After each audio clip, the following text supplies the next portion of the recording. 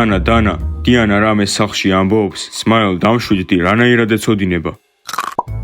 არა, დიანა არაფერს არ იძახის, მარტო თავის დიმაზე ლაპარაკობს. დიმოჩკათი რას გულისხმობ, ბროვასტი, ეს გაიგონე? ხო, მას არაფერი არ ესმის, რას ეკითხები?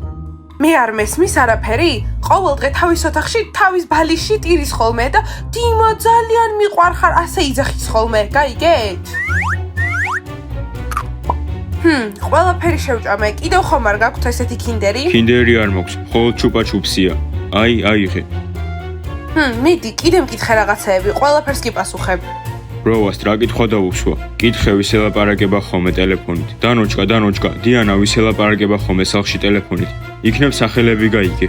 ოი, სლაიმ, იცი რამდენი თაყვანისმცემელი ურეკავს? მე სლაიმი არ ვარ, სმაილი ვარ. რა არის მისი სახელი, გაიგონე? ვადიმი, ჟენია, დიმა და კირილი. ჯანდაბა ბრაუს, ვიცოდი რომ რაღაცას მიმალავდა.